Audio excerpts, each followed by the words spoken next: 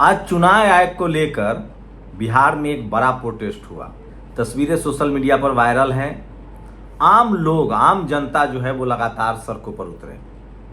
EVM को लेकर लगातार मायावती सवाल उठाती रही हैं। वामसेफ लगातार देशव्यापी प्रदर्शन करता रहा है।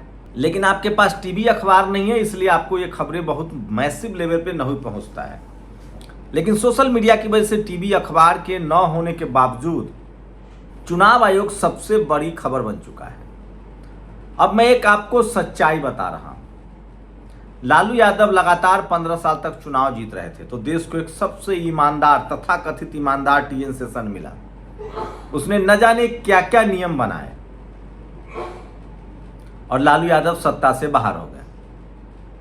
मायावती जब मुख्यमंत्री थी तो एक भी अधिकारी की ट्रांसफर पोस्टिंग वो नहीं कर सकती थी। डीजीपी बदल दिया जाता था, सारे एसपी बदल दिए जाते थे।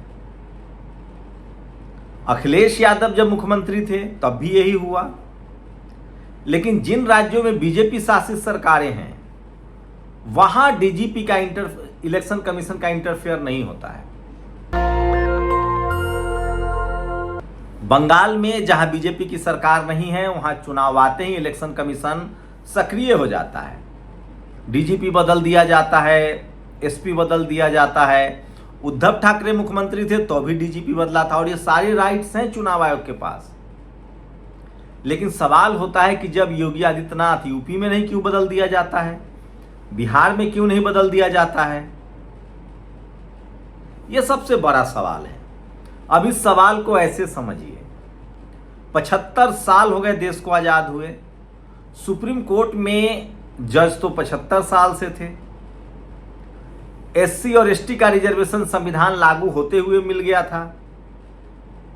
सुप्रीम कोर्ट में जो अधिकारी हैं, जिनके जो नौकरियां हैं, जजों के अलावा बहुत सारी नौकरियां हैं, कलर की नौकरी है, स्टोनो की नौकरी है। वहां तो एससी एसटी का, ये तो संविधान में प्रावधान है, एससी एसटी का रिजर्वेशन लागू होना चाहिए था, लेकिन नहीं हुआ। ओबीसी का भी रिजर्वेशन 90 के आसपास आ गया, वो भी लागू होना चाहिए था, लेकिन नहीं हुआ। क्यों नहीं हुआ? क्योंकि वहां कोई ऐसा जज ही नहीं पहुंच रहा था जिसको इसका मर्म पता हो, इसका दर्द फंसा हो। तो क्या 75 साल से जो अब तक सारे सवर्ण वहां जज बना करते थे, बीच में एक दलित चीफ जस्टिस बने हैं, लेकिन उनको इतना उलझा दिया गया कि क्या कहा जाए। तो क्या 75 साल से जो जज बन रहे थे उनको पता नहीं था कि ये नौकरियां देनी है, यहां रिजर्वेशन लागू नहीं है? और ऐसा क्या हुआ कि एक दलित चीफ जस्टिस ऑफ इंडिया आते हैं और एससी एसटी और ओबीसी का रिजर्वेशन लागू हो जाता है? इसी में पूरा खेल छुपा है। जब एक अदद नौकरी 75 साल तक सुप्रीम कोर्ट के जज, जहां दलित पिछड़े नहीं थे, वो नहीं कर पाए, तो आपको लगता है चुनाव आयोग में जब तक कोई दलित पिछड़ा चुनाव आयोग नहीं बनेगा तब तक ट्रांसपेरेंट चुनाव होगा और सबके लिए एक बराबर कानून होगा? जो न्याय की जगह है, हाई कोर्ट सुप्रीम कोर्ट क्या है? संविधान का रक्षक है, संविधान की रक्षा करवाना उसका काम है। वहां कोई जज नहीं आया जनरल कैटेगरी का जो ये कह दे कि एससी एसटी ओबीसी का रिजर्वेशन लागू करो। ये भी तब हुआ जब वहां कोई वीकर सेक्शन का एससी एसटी ओबीसी, मतलब बहुजन जज बना, अभी जो वर्तमान जज हैं।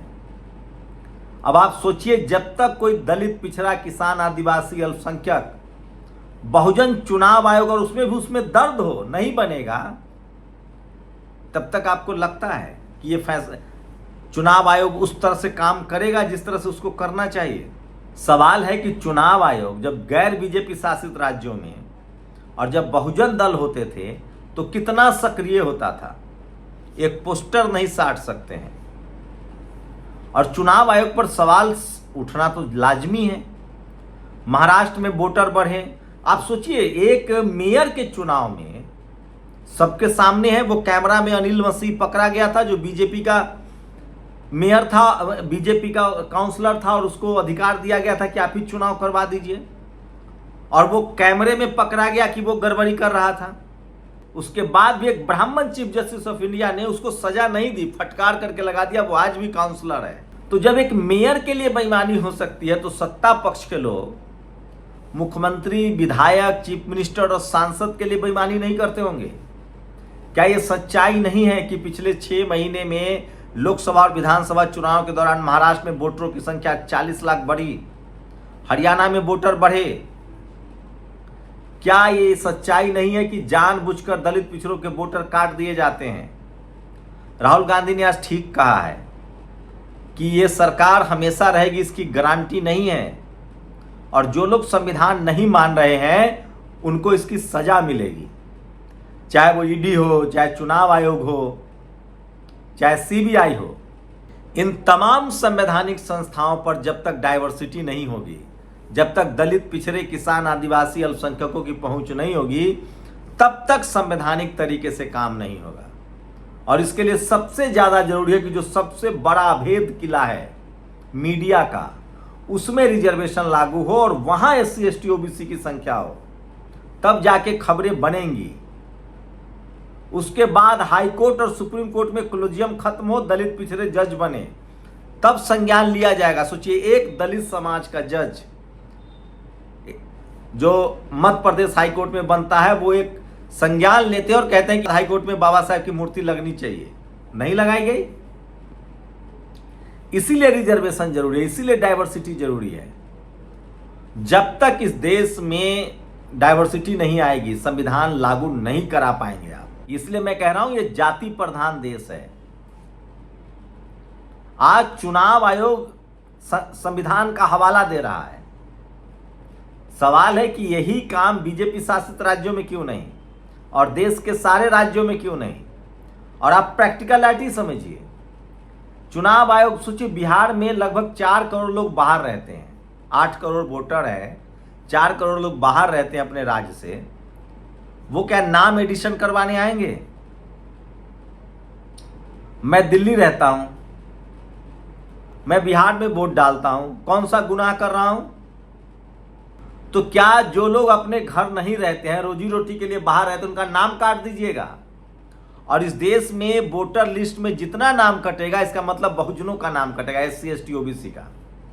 क्या जाति जनगणना के डर से ये चुनाव आयोग, चाहे किसी भी संस्था में जो इस देश के जो जातिवादी मनुवादी सोच के लोग बैठे हुए हैं, मैं ये नहीं कह रहा हूं कि सब जातिवादी मनुवादी है, लेकिन जो जातिवादी मनुवादी सोच के लोग बैठे हुए हैं, वो एक से एक नायाब तोड़ निकाल रहे हैं। उनको पता है कि 90% SC ST OBC के लोग एकजुट हो रहे हैं, वो अपनी सरकार बना लेंगे। 50% उनकी MLA MP में, विधायिका में उनकी जगह बन गई है।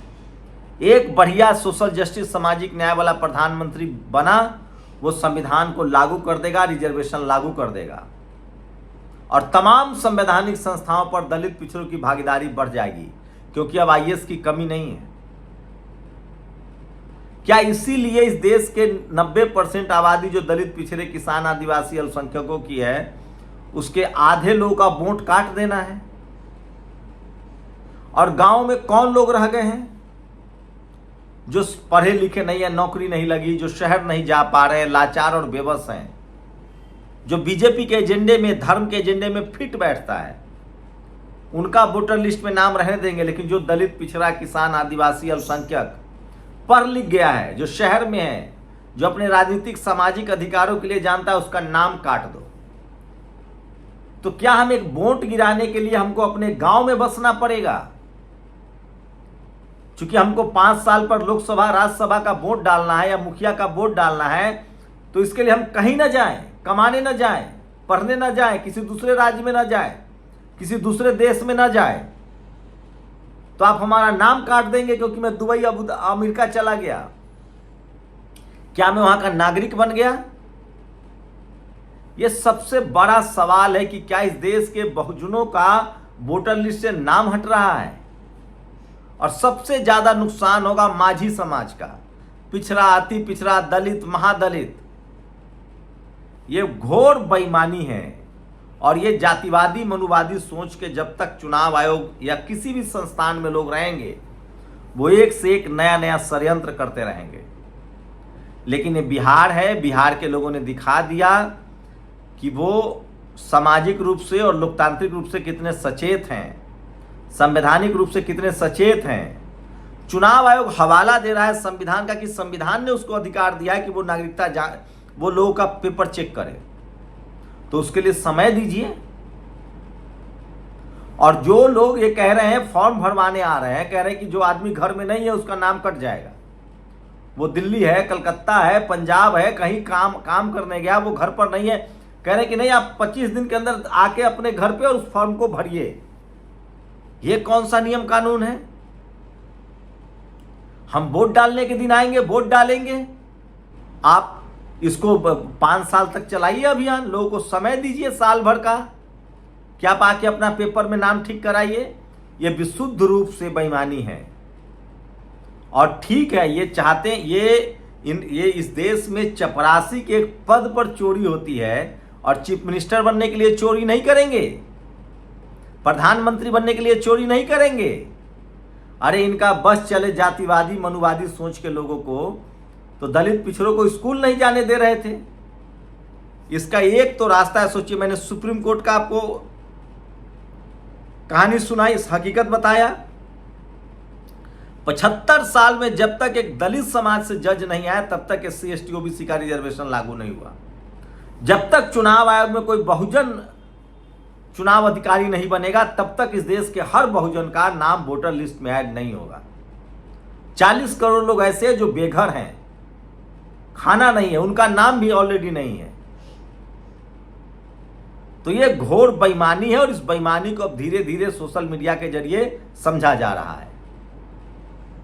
और मैं फिर कह रहा हूं, इस देश को बेहतर मुल्क बनाने का स्कूल, अस्पताल, पढ़ाई लिखाई तभी बच्चा होगा जब इस देश में रिजर्वेशन लागू होगा और हर जाति, हर धर्म, हर समाज के लोग तमाम संवैधानिक पदों पर होंगे। जो सरकार चुनाव आयोग की नियुक्ति करती है, क्या वो अपना नफा नुकसान नहीं देखेगी? अब आप कहेंगे कि ये काम तो दलित पिछड़ा मुख्यमंत्री भी अपने लिए कर सकता है। नहीं कर सकता है, क्योंकि इस देश में उतनी संख्या में दलित पिछड़े नहीं हैं जो सिस्टम का हिस्सा बनाए जा सके, अपने लोगों को, मनपसंद लोगों को सेबी में, ईडी में, सीबीआई में बनाया जा सके। और ऐसा अब तक करते भी नहीं थे लोग।